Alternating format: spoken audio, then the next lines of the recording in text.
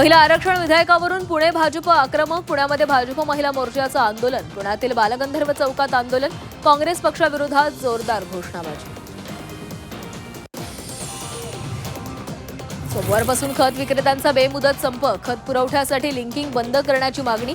खरीपाच्या तोंडावर शेतकऱ्यांना फटका बसण्याची शक्यता.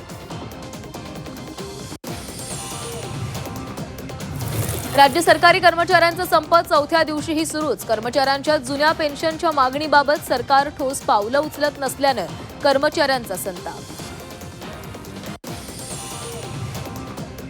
सरकारी कर्मचारी संपाचा फटका विवाह नोंदणीला. सरकारी कर्मचारी संपामुळे विवाह नोंदणी रखडली.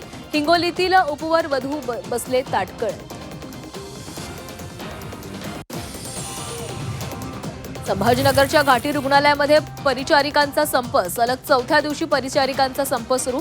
संपामुळे 25% शस्त्रक्रियांमध्ये घट. प्रलंबित मागण्यांसाठी परिचारिकांचा संप.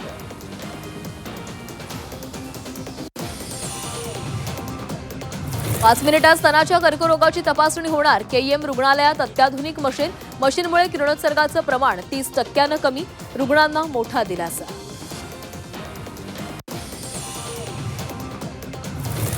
दूध भेसळ रोखण्यासाठी विशेष टेस्ट स्ट्रीप. दुधातील युरियाची भेसळ ओळखणार. 6 महिन्यात टेस्ट स्ट्रीपचा वापर सुरू होणार. दूध भेसळ रोखण्यासाठी एआयचीही मदत घेणार.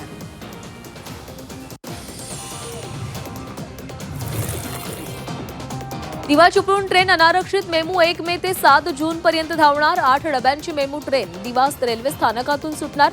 शुक्रवार, शनिवार, रविवारी कोकणासाठी मेमू ट्रेन. देशात निम्म्याहून अधिक राज्यांमध्ये उष्णतेची लाट. पारा 40 ते 45 अंशांच्या दरम्यान. वर्ध्यात सर्वाधिक 44.6 अंश सेल्सिअस तापमानाची नोंद. रत्नागिरी जिल्ह्याला अवकाळी पावसाचा तडाखा. मंडणगडमध्ये गारांचा वर्षाव. अवकाळी पावसामुळे आंबा बागांना फटका. वादळी वाऱ्यामुळे झाडांचीही पडझड.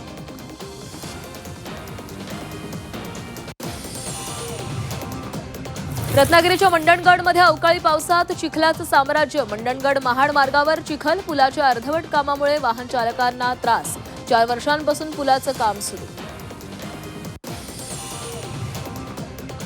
पुण्यातील रांजणगाव परिसराला अवकाळी पावसाचा फटका. काढणीला आलेला कांदा पावसामुळे भिजला. फळबागा, भाजी पिकांनाही पावसाचा फटका. अवकाळी पावसामुळे बळीराजा दुहेरी संकटात.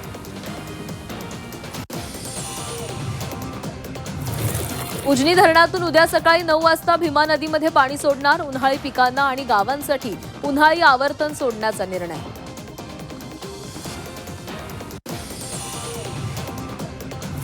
पुण्यात पीएमपीएलच्या बसची घंटागाडीला धडक. ब्रेक फेल झाल्यानं बसची घंटागाडीला धडक. घंटागाडीवरील कामगार खाली पडून जखमी. पुण्यातील वनाज चौकातील घटना.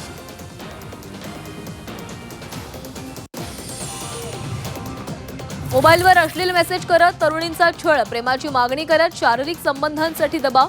3 ते 4 तरुणींना मेसेज केल्याची माहिती. भाजपचे नेते नितीन बनकर यांचा आरोप. मुंबईतील आगरीपाडा पोलिसांची कारवाई.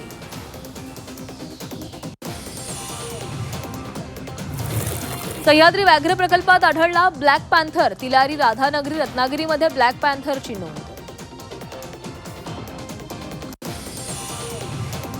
कल्याणमध्ये फर्निचरच्या शोरूममध्ये अजगर. भला मोठा अजगर पाहून अनेकांची पाचावर धारण.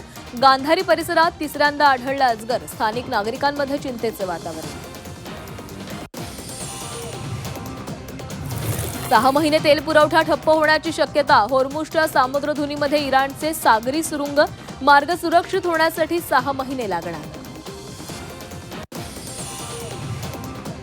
इंधन दरवाढीच्या केवळ अफवा. केंद्र सरकारचं स्पष्टीकरण. पेट्रोल डिझेलच्या किमती तुर्तास वाढणार नाहीत. वाहनधारकांना केंद्र सरकारचा मोठा दिलासा. यवतमाळमध्ये गॅस सिलेंडरचा अवैध साठा जप्त. धाड टाकून 30 गॅस सिलेंडर जप्त. अवैध साठा केल्याप्रकरणी 3 जणांवर गुन्हा दाखल.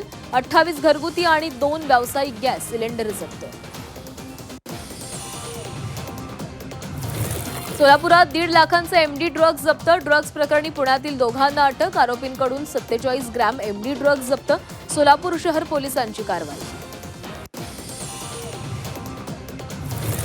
अकोल्यात 2 घरांना भीषण आग. आगीमध्ये घरातील साहित्य जळून खाक. आगीचं कारण अद्याप अस्पष्ट.